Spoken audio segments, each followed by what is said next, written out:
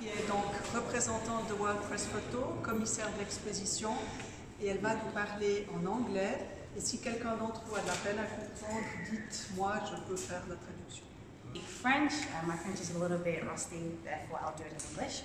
So I'm Anita, I'm the exhibitions manager, or I'm a exhibitions manager and curator for World Press Photo. World Press Photo has been around since 1955, and our main mission is to share the stories that matter with the rest of the world. In 1955, we had our first contest. We had over 200 images that were sent in from 10 different countries, or 12 different countries if I'm correct. And this year, we had 78,000 images that were sent in from 120 different countries. So you can see there's been quite a big increase in the amount of people that are submitting pictures for the contest. And though the numbers have changed, our purpose has not. And that is to provide visual journalists with a platform to be able to share their stories with the rest of the world. So what I'm going to do with you today is I'm going to give you a quick tour. I won't cover all the pictures, but I'll cover a couple of pictures where I know a little bit more in terms of the background. If you have any questions at all, feel free to interrupt me as I'm going along. I do not have a problem with that at all. Okay, so this is the first picture. So this is our photo of the year, and it's by an American photographer called John Moore.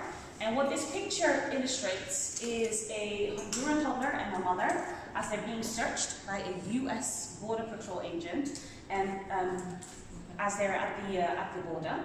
So I think one of the reasons actually why this picture won Picture of the Year, as mentioned by the jury, is because as soon as you look at this particular picture, you feel something. It shows a different type of violence. It's not that of aggression, but it's that of emotional pain. One of the things that John Moore said as well as a father was, as a parent, if you look at this picture in particular, and if you have a child, you automatically also feel distressed because you see that the child is distressed, and the child is basically defenseless as her mother is being searched or touched in that particular way. That's one of the reasons why it actually won the photo of the year.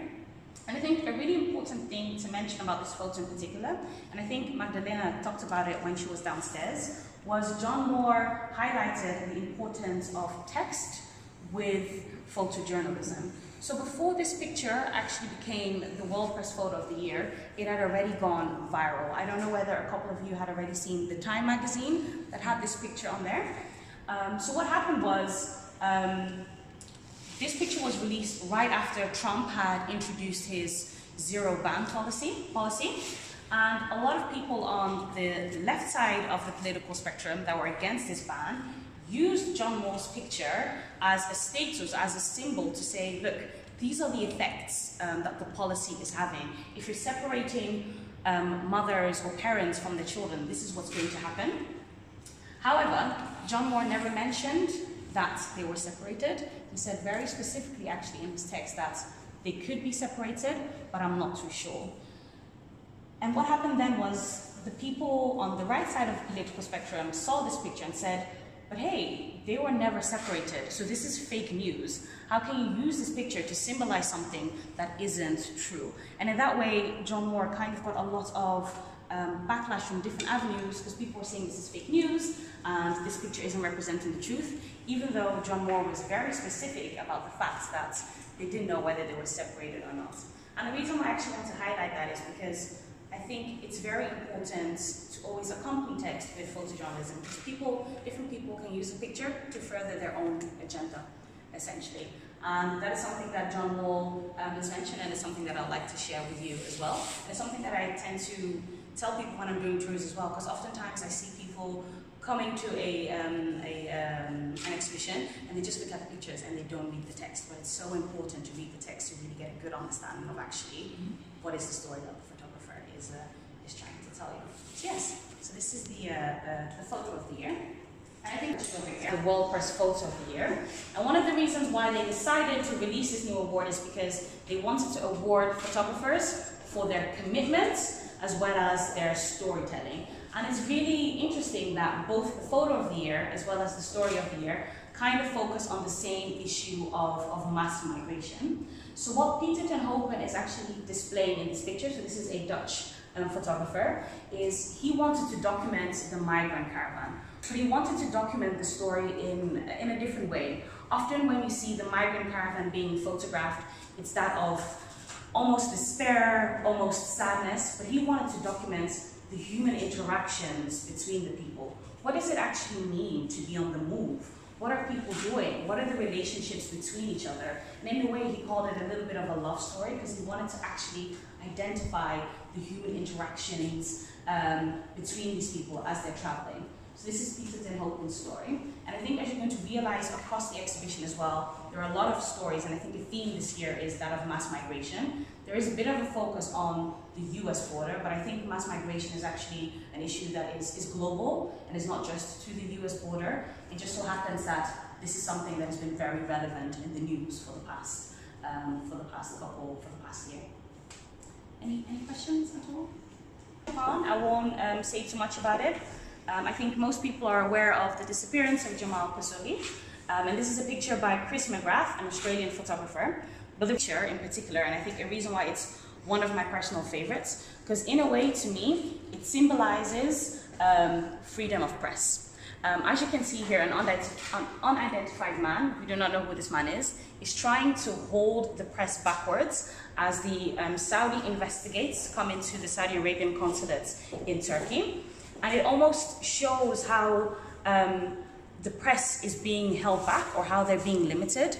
I am subscribed to the Committee to Protect paper that, or a committee that protects journalism and the freedom of press. And every year or every month they release papers about actually how dire it is for a journalist in today's world to actually do what they want to do, because they keep being limited, whether that be by governmental institutions or whether that be by corporate institutions, to actually tell the stories that they want to tell. And when I see a picture like this, it reminds me of the importance of what we're trying to do at World Press Photo, and is actually providing a platform for visual journalists to be able to tell the stories that they want to tell and not being limited by any institution to do so. Okay. We can go inside.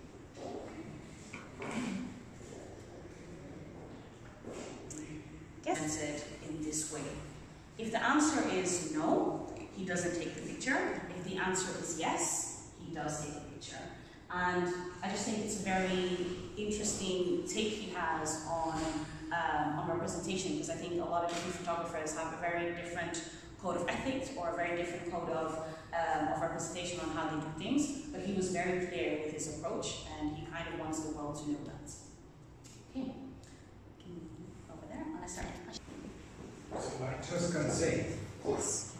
this is need. There was a need that he became a photographer, but now I see that. I just was in Algeria last week, so they have a huge crowd, and every Algerian now is documenting what happens, because there are no journalists. They don't give visa for journalists. They can't go in, so they have to do the work.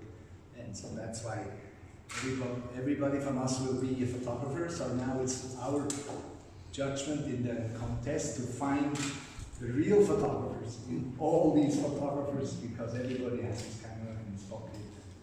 No, and we are confronted to these questions. Well, this photographer, he just answered that question himself. But there is a real issue with how you represent people, how you represent suffering, how you represent death, because death is not the same in every culture.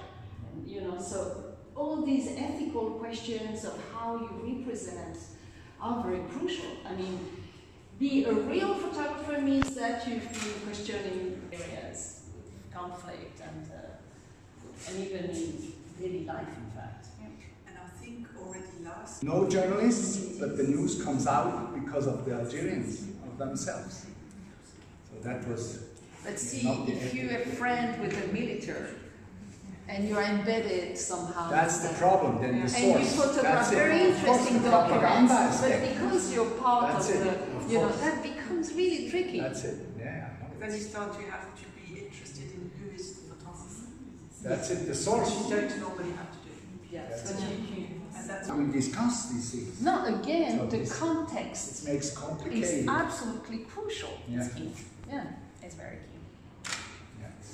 But you gave them the prize even knowing all these stories, which makes complicated. Normally we search for icons which are not complicated. Simplified photographs are always much easier to transport than complicated ones. Yeah, but then it's also about truth, right? Because if you That's it. only focus on the pictures that are non-complicated, Yes. then really important stories are not going to be brought to light. Yeah. Which is the huge one, for instance. Is that the biggest category? Yeah, I think so. And it's the most difficult because you have all these questions, ethical questions. That's where I'm understanding it as well, because I think you look at a picture every 12 seconds, right? So you have 12 seconds to look at a picture. but Parce que si c'est trop chauffé, on s'en va yeah. en janvier. Yeah, exactly. Voilà. They open the windows and you're like this because if not, then it's another week to narrow it down. Yeah. In '89, I won a World Press, and I knew somebody in the jury. It was Thomas Höpke. He was in the jury, and he already gone. And then he said, "Oh no, stop, go back." Oh, he went back. So if he wouldn't be there to say stop, go back, I wouldn't have my World Press. No, but you know what? To be fair, Just that you know how. to be fair, the limited first it is. jury you can at That's any crazy. time Yeah. go back and say, I That's remember it. this one, Yeah. I want it back. Okay. Okay. No, I just Because sometimes you know, it's you Thomas can- Höpke. You can have a minute of inattention. Yeah, and sometimes you have an hour of saying no. Yes. You know, no. So you go back to it. And there is a secretary of the jury, and he or she is like, hey, are you sure? Let's go back to it. You know, so. What is the least popular entry? You say you get the majority of things, the views, but what's the smallest category of photos entered? I think it's portraits or people. I can give you the exact figure if you want. Yeah, Just out of it, because it out of changed. interest, yeah. It changed in years, so Yeah, yeah. very much. This will be the last one I'll discuss. This is my absolute photo in the entire exhibition. So to give you a little bit of background, this is a photo by Jasper Doest. He's a Dutch photographer. And it's a photo, or it's a story of a flamingo called Bob. He flew into the Hilton Hotel in a little Caribbean island called Curaçao. And unfortunately, he broke one of his limbs. So his sister, Odette Doest, took care of this flamingo, so tried to heal the flamingo. But after a while, she realized that it would be really difficult to release Bob back into the wild because he'd been around, he'd been habituated for too long. So what they decided to do instead was to actually use Bob as a symbol for wildlife preservation. So on the island of Curaçao, Bob is now known as the symbol of why it's so important to be, one, good to the environment, and why it's important to actually preserve wildlife. So Bob goes to schools and does presentations, and the kids love him, and he's more or less an icon on the island. And the reason actually why I love this picture so much is because it focuses on a new type of journalism, and that is that of constructive journalism. Often we tend to, be drawn for some reason by pictures that show devastation or violence. But what constructive journalism actually focuses on is on the solutions that are already in place and actually highlighting the good things that people are already doing out there and showing that to the world. And personally, to me, I think that plays as an equal role as pictures that kind of depict conflict and war and issues as well. So that's why I really like this picture, and that's what I'm going to end this tour on. So if there are any more questions or discussions, because I see there's a lot of debating going on, I guess we can do so now. No, what's interesting with Jasper is that he always focuses on that relationship between human and animals.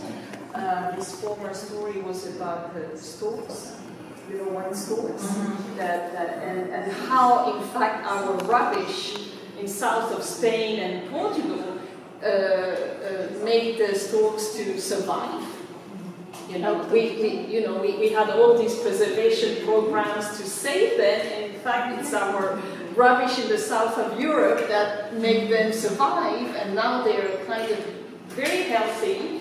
And so the problem now is that if we don't have that rubbish anymore out in the sky, outdoor, what's going to happen to the stalks? So it's kind of that dialectical relation between animals and he always does like with Bob. Yeah, very